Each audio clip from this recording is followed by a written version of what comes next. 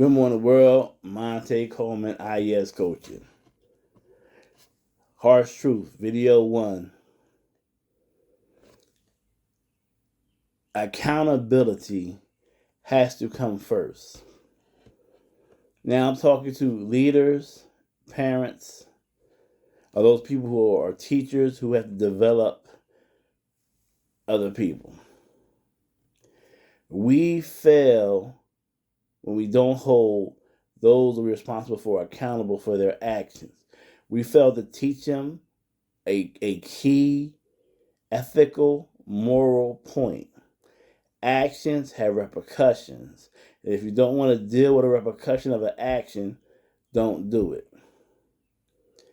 Also, we reward the benign or the common or the normal, which makes people have a low sense of drive.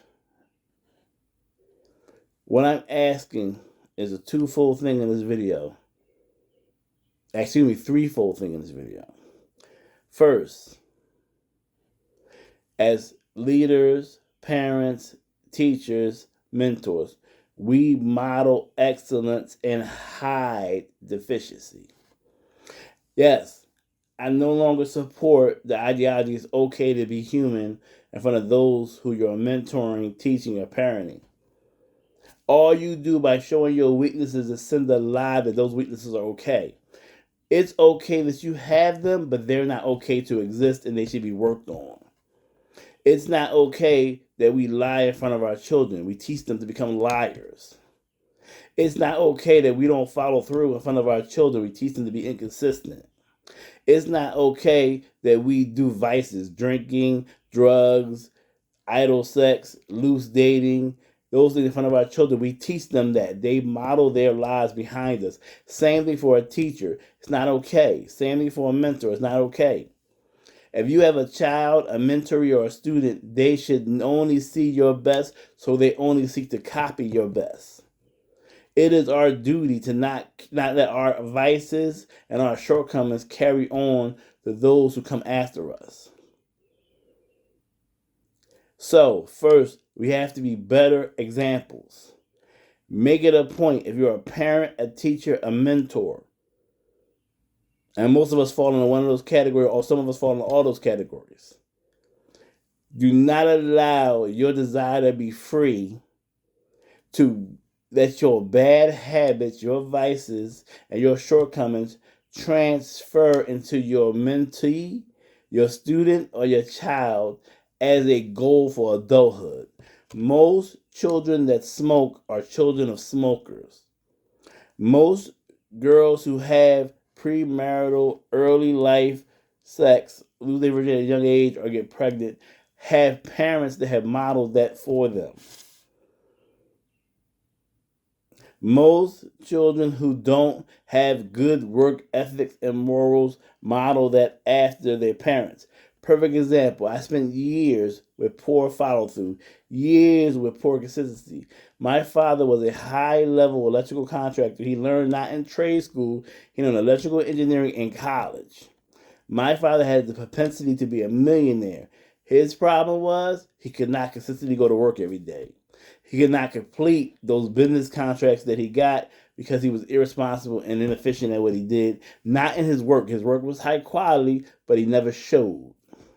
So one of my biggest struggles I've had in life was being consistent and showing up. Why? It was modeled for me as a child. I watched my father choose, and I put it out there, choose drugs and partying over productivity and success. And my life modeled that in a different way. I mean, I've chose the same two vices, but what it is, the model of not being consistent, not going to work every day, not showing up, it was in me. It took years, and I'm still trying to overcome that vice because it was modeled for me as a child.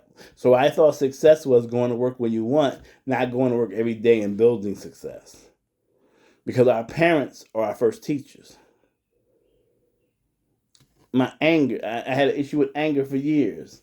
So I went to anger management. Sidebar note, if you have an issue with anger, please go to anger management. There's no shame in admitting something is out of control. If you have done things out of anger that you regret, you have an anger management problem.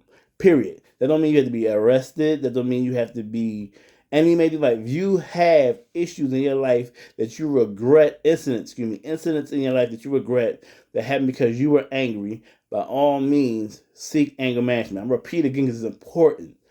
Even small things. If you lost a job, lost a relationship, lost trust in someone, or lost money behind your anger, you have an anger management problem. Seek help. It helps. But back to what I'm saying.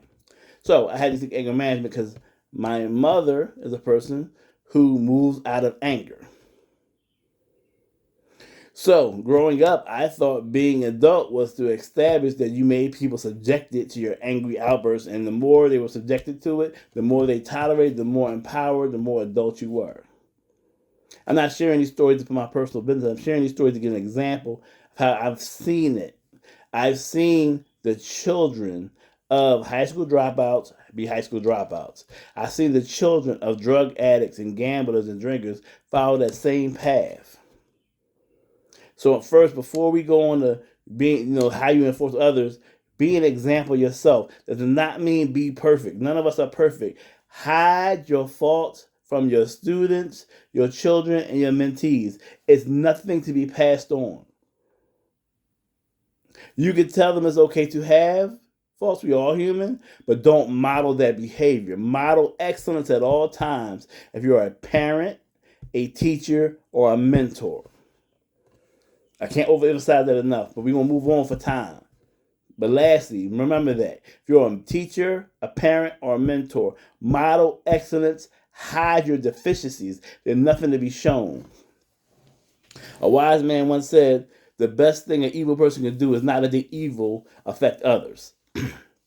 When I say affect or infect, I don't mean just the result of your behavior. I mean, don't pass that evil on to other people to implement and practice. Next, stop rewarding the mundane.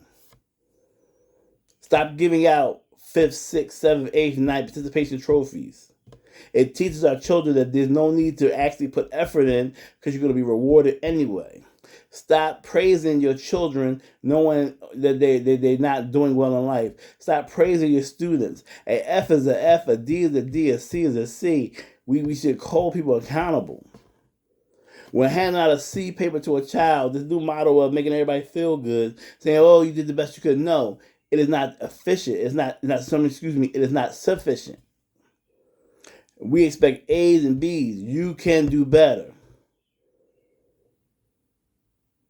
Now, there are some outliers of the story. If a child has a learning disability or struggling, we should provide them the help and assistance they need. But still, we should always promote doing better. Yes, we should tell them that not doing well does not make you a failure. It makes you a person who needs to do better, and you can do better. You're not a failure. You failed at this particular act. But we got to stop being afraid of telling our children they're failing at a particular act. Too many times I hear parents make 1,000 excuses for why their kid can't. Too many teachers are telling their students good job to mundane work. Too many mentors are scared to hold their mentee accountable for their actions. Some things are your fault. Some things you do create. If you're an athlete and you fail to win at your event because you didn't come to training half the time, that we're not going to tell you. We shouldn't tell you, good job. We said, this is a result of your lack of commitment. If you want to get a better result, you need to show more commitment. So once again, if you're a teacher, a mentor, a parent, stop rewarding the mundane. If your child is doing terrible at school, committing crimes, being a juvenile delinquent, not obeying, not doing anything they need to do, not being responsible, don't give them a birthday shout out to about how you were blessed 13 years ago by your 13-year-old son. That's not helping him. Yes, telling them you love them, you're giving them support is all good and well. You should never tell a child you don't love them or you hate them or anything negative. But saying I am disappointed in you is proper parental peer pressure. Because trust me, you may not be pressuring them, but the peers and the evil in the world is pressuring them. I am not proud of you. You have let me down. It's okay to say. Only thing you do is follow it up with, but you can do better. You need to do better. And you will do better because I'm going to make sure you do better. But stop rewarding the mundane. Stop rewarding C's and D's. Stop rewarding, oh, you may have got arrested for robbing somebody, but at least you didn't kill nobody. Stop rewarding that. Stop rewarding lies. Stop saying your son is the problem child in the neighborhood, but you keep saying not my baby. No, yes, your baby. Hold your baby accountable. Matter of fact, if you hold your baby accountable, you'll save other people's babies. I can tell you, these videos are definitely going to be serious. They're definitely on some harsh points. Please go back to my intro video if you want to understand what's going on in this video. But what I'm saying to you is that you stop rewarding the mundane. Call your child, your mentee, or your student out for their performance. Call them out for their commitment. Call them out for their consistency. Call them out for their morals and their ethics. Hold them accountable. Stop rewarding the mundane. If it's C work, it's C work. If it's 7th place, you didn't come first, you didn't come second. Stop rewarding the mundane. And the third thing, I think I said 3 in this video, but I'll stop here. Punish behavior that is antisocial, anti-developmental, and anti the morals and ethics of what you're trying to instill. Yes, I use the word punish. I'm not advocating for physical violence. Punishment takes many forms. There's positive punishment and there's negative punishment. Let me explain so people understand. What positive punishment is not rubbing their back. Positive punishment is old-fashioned whipping. Positive punishment is adding extra chores. Positive punishment is, so stuff like that. When you add, so when I say positive, I don't mean like good. I mean to add something. It's called positive punishment. It means to add punishing by adding burden, adding some suffering, adding some discomfort. Negative punishment does not mean evil. It means taking from. So, negative punishment would be, I take your cell phone from you. I cut off the Wi-Fi. I cancel the trip we had for this weekend. I cancel the outing with your friends. I limit your phone time. I make you go to bed earlier. So, positive is to add, negative is to take away. Just to give you some psychological terms in this video. We need to add more negative punishment, more severely, morally enforced. The reason why we have such a high rate of youth murders and youth murderers, youth crime, is that parents are no longer in control of their children. Now, you can say a lot of reasons, but there is no excuse. Just like your car, when you drive it, is your responsibility. Just like paying your bills is a responsibility. Just like all the other things are responsibilities as adults. When we create life, that life you create is your responsibility to have a moniker of control over it. Meaning, yes, harsh video. Your responsibility to make sure your child is not a harm to yourself, your family, or society as a whole. The only way to do that is to have control. The only way to control a child is through positive reinforcement, negative reinforcement, positive punishment, and negative punishment. Children are not logical. Having a discussion with your child that's based purely on logic goes so far. Their brain is not fully developed until they're into their 20s. I'm going to repeat that again. Children are not logical. Their brain is not fully developed till they're deep into their 20s. They understand repercussions. And they understand reward. If I do this, I get a lollipop. If I do that, I get punished. When there is not a balance between reward and punishment. Yes, I say you can over punish and under reward, and it's going to be negative. But you can over reward and under punishment. There has to be a balance. All good that's not mundane, all good should be rewarded instantly. And all adverse behavior should be punished instantly. And the punishment should suit the offense. Am I advocating whipping and beating on children not out of control and not at an abusive level? No, I'm not. Am I negating it? I'm not. I'm saying you view punishment in your home the way you view it, but there must be repercussions that affect the child. Child specific. Meaning, if your child does not mind staying in the house, telling them to stay in the house is not a punishment. If your child doesn't watch TV, taking the TV from them is not a punishment. A punishment has to have an effect on the individual. You have to learn your child. Pay your child some attention. You learn your child. What do they hate to do? What do they hate to not be able to do? And when they do maladaptive behavior that's not appropriate, enact those punishments. And only enough to make the message understood. So by all means, if you have a child who's 90% in line, and they step out of line, they should not be punished to a severe level because they're not severely off. Just need to punish enough to get them back in line. But if you have a child who's prone to rebellion, you have to do what you have to do to gain control. I know it's not popular nowadays. Nowadays, this oh, let's mentor them, let's be nice to them, we can love them out of this evil. You can love an adult in the change because adults have logical mind. I'm not going to do wrong because I'm a member of this family and have responsibilities. 90% of children cannot fully comprehend that logic. They think pleasure, pain, base psychology. All human beings are motivated by the acquisition of pleasure, the avoidance of pain. Pain is not just physical. Pain is emotional, psychological. So what I'm saying to you is this.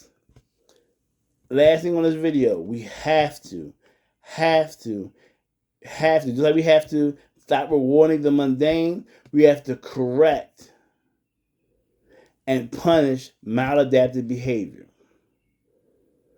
Life punishes all day long. If I don't sleep and I get up to go to work, I'm going to be tired. Life has punished me. If I don't pay my rent or my mortgage, I will have no place to stay. Life punishes me. If I go out in the streets and have a child with someone I don't know and they're irresponsible, I have to deal with that and raise my child for the next 18 years. Life has punishment and consequence for actions. Why, as parents, teachers, and mentors, we refuse to do that which life does? If you, in this video, find this last portion offensive, this last portion to be cruel or mean, and your child is out of control, by all means, I will boldly say, that's why. So, a quick review in the last 2 minutes. 1, be examples. Stop showing your children, your students, and your mentees your vices, bad habits, and shortcomings. Hide them. Be embarrassed by them and not let those people who look up to you see them. Model excellence with the message, but it's okay. We all human. We all do have vices, but don't show them your vices. They're going to model that as well, or may take that and model that only. Don't let your children see your bad habits, your maladaptive behaviors, and those things you do that aren't right. Model excellence. 2, stop rewarding the mundane. Teach them what life's going to tell them one day. You only get rewarded for that which has tangible value. You don't get paid just to show up to work. That's how you get fired or laid off. You get paid and you get protection at work or at a business when you give a valuable service. Model that. Stop rewarding the mundane. Stop this participation trophy stuff. First place winner, second place winner, at the best. I don't even like third place. Stop coddling your children by rewarding the mundane. Last, you must hold them accountable through positive and negative punishment. You must. If you run a household and your children are doing whatever they want, whenever they want, with 0 to none consequences, or your only consequences, you do a little yelling, or whatever, it is not effective parenting. If you're a teacher and your kids are just doing whatever they want during class, they listen when they want, they don't listen when they want, that's not effective teaching. If you're a mentor, here's the kid asking for a mentor. Yes, you're not a parent or a teacher, but if you don't hold your mentee accountable, you're not mentoring them for the reality of life, because life definitely does. You don't believe me? Run a red light in front of a police officer. You don't believe me? Don't pay your taxes. You don't believe me? Don't pay your rent. And you'll find that life is quick to punish even the smallest of infractions. A police officer gives you a positive punishment, a ticket. A judge may give you a negative punishment by taking your freedom from you. So,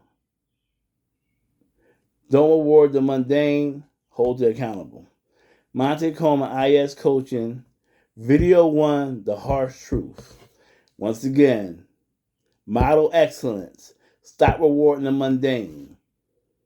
And hold those you're in charge of accountable, and practice positive and negative punishment where maladaptive behavior is shown.